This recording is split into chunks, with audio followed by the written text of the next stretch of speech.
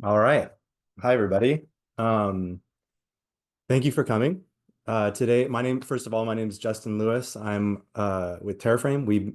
I'll talk a little bit more about what we do in a second, but today I'm going to focus on a lot of the work we've done in the government space, specifically around the U.S. government. Um, and let's get started. So who's Terraframe? Why am I here? We develop open source software for building spatial data infrastructures. That started in global health uh, a fair amount of years ago, where we eventually developed something called uh, GeoPrism and GeoPrism Registry, which is a knowledge graph-based system for managing data that's highly interrelated. Um, Now we spend a lot of our time helping folks transition to geospatial knowledge infrastructures and bringing geospatial awareness to large language models.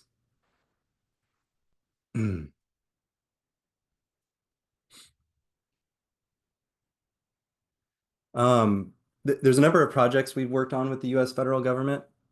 The top two are the ones that I'm going to focus on the most today because those are the most related to cloud native. Uh, Imagery Data Manager is one we're going to focus on a lot today.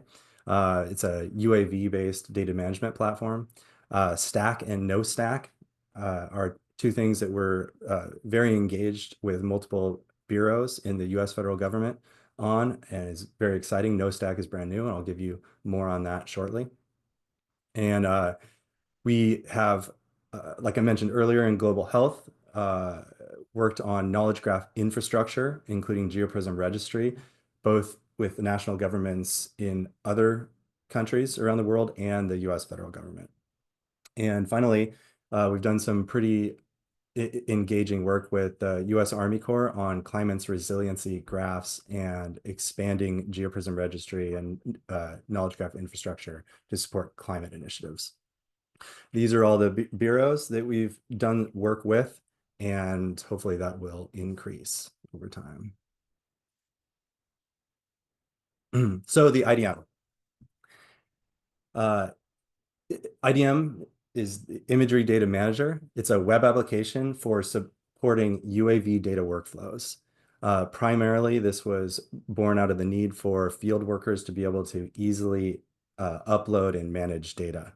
Uh, the main goals, the main objectives were to standardize workflows, to enforce metadata standards, to work in low bandwidth environments. So we have field operators that needed to upload data either from the field or from the hotel where internet can be spotty at best. And believe it or not, sometimes getting data off of hard drives and into the cloud or into a shared IT environment is one of the hardest obstacles to data sharing.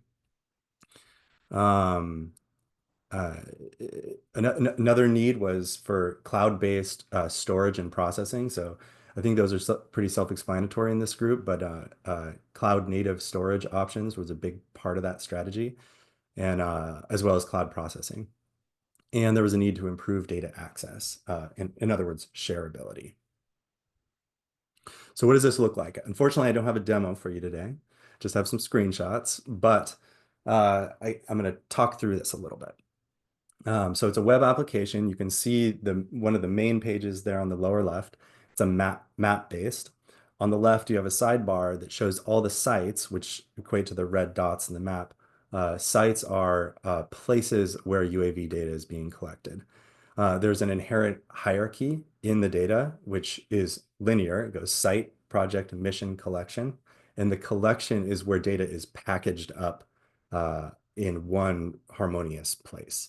Up in the upper right is an example of a collection model with a really small set of raw UAV RGB data uploaded to it. That's these little images in the bottom part of the modal, and there's some metadata up above. There's some other tabs that I can't activate because this isn't a demo, but one of those tabs would be the products, the derived products that come from this. So in the IDM, you can upload raw data or products that were processed outside of IDM.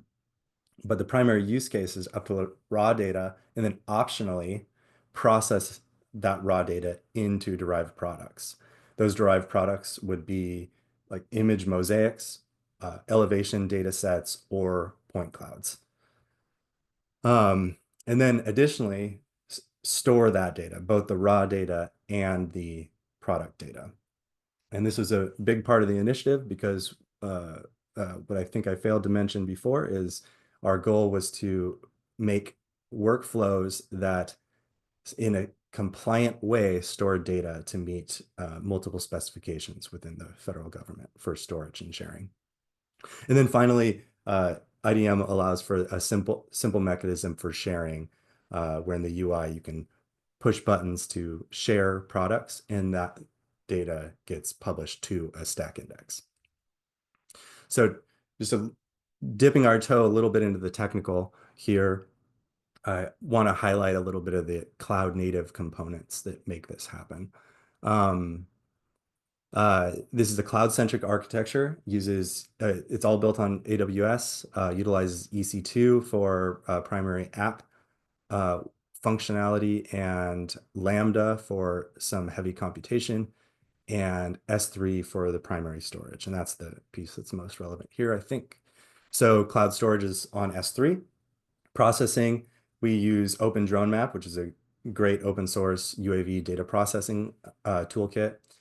We use Poodle and Silvametric for point cloud processing. Silvametric is a newer project developed out of the federal government, but under the hood it uses Poodle.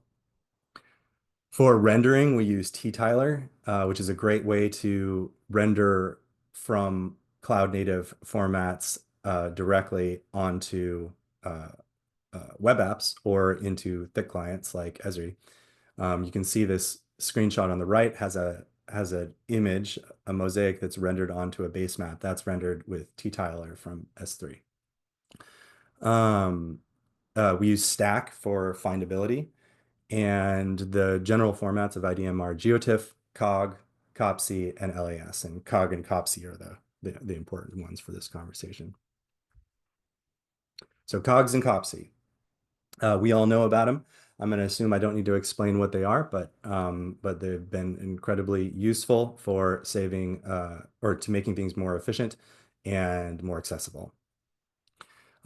We utilize these formats as much as possible. They're the default formats when we generate products or allow for the upload of products. Because of all their benefits, both in IDM as a resource for the application itself, as well as for data sharing for others to use. Primarily, the big benefit points would be direct access via streaming. So we can use we can stream data directly into the app, like I just showed a minute ago. But also the interoperability between different software packages is fundamental, especially within the government. We need systems that allow us to store data in a compliant way and share that out in formats where folks in different teams across different bureaus can use the software they're already mandated to use without having to adopt something new. And COGS and COPSI allow for that. So you can stream COGS directly into Esri or QGIS and go on about your day. And finally, COGS and COPSI are obviously STAC compatible, which is a huge part of the data sharing and data management component of IDM and beyond. So let's dive a little bit into STAC 1, version 1. Specifically, this is what we call IDM STAC. This isn't version 1 of STAC itself. This is just our implementation of STAC behind this application and a little beyond. So all published products are added to a public STAC index as STAC items in a STAC collection. So the simple little chart here on the left demonstrates that it's pretty typical. You have the image mosaics and elevation models and point clouds, which I'm missing there, just would be STAC items within a collection. This has been great. It helps enable standards-based sharing. Uh, it makes things more machine readable. We were able to build a lightweight stack viewer in IDM directly that allows for querying this IDM specific stack index and rendering results on the map so that you can compare products with other items in the cross-bureau federal stack index. But there were some limitations. Fundamentally, for IDM, or fundamentally stack in general, is a supplier-driven concept in an SDI context. What this means is that the structure of a stack index is organized and labeled and semantically defined by the people providing the data. And that's typical, that's not new. In fact, I would argue that's expected, but it offers certain challenges because the consumers of the data don't always know how that data is organized, structured, described, etc. Now, Stack provides a way to have custom attributes which you can annotate items with, but there's no way to actually search that stack index for uh, across those attributes. So we started developing this concept called KnowSTAC in conjunction with a number of bureaus in the federal government. KnowSTAC stands for Knowledge Enabled Stack. Fundamentally, it's a semantic layer and storage application for making stack searches interoperable across agencies, right? So it's a layer on top of Stack that sort of brings things together, heavily utilizing semantics and other things. I'm just going to skim the surface of a lot of concepts from here on out, but I hope it's clear enough, and I'll always be available to answer questions after or in the future. So fundamentally, the kinds of workflows we're trying to get at here is, can a forest manager look for data that's collected from a certain sensor across all the stack indexes that are relevant to KnowSTAC, right? We want to semantically describe data that's in Stack and semantically find data in Stack. I need to take one step back before this next slide because there's a concept I'm going to introduce that I want to make sure is somewhat clear. I'm not going to read all this paragraph, but fundamentally, we are working on building geospatial knowledge infrastructures, or GKIs.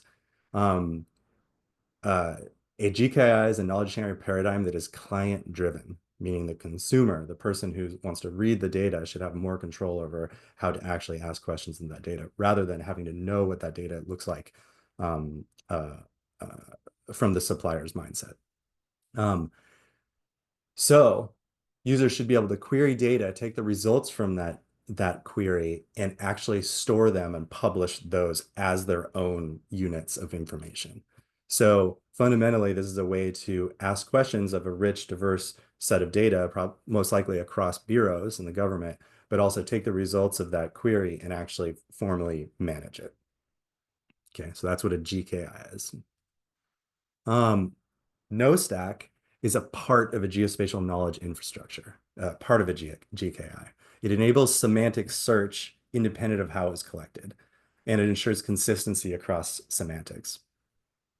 So very briefly, looking at this chart on this diagram on the lower right, you can see a conceptual example of what this looks like.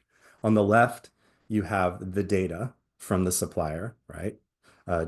You have sensors, platforms, classifications, etc. That data gets integrated into GeoPlatform's KnowSTAC. When someone queries a system in the middle, data gets automatically packaged into stack collections and items. So in this way, and remember, this is just a part of a GKI. It's not the whole GKI, but in this stack implementation of this GKI, we have a way, and this is under development. I should have made that clear before. This is under development right now, and we'll look at some of the UI in a second. But this is a way that we can actually utilize stack structures to automatically create organization, clarity, machine readable assets that based off of how people actually seek the information. And then those collections items can be shared out. We have hit time, so if you're Okay. able to summarize the rest of your slides up quickly. And then will you be in the meet and greet session to talk about this more with people that are Yeah, around? absolutely. Okay, amazing. Okay. Great. I can jump to the very end, which here we just had some UI around KnowStac and a summary. I just want to make it clear that there are a bunch of links on this, so please feel free. I'll find a way to share my slides, and you can click through these links as you want. And otherwise, thank you much.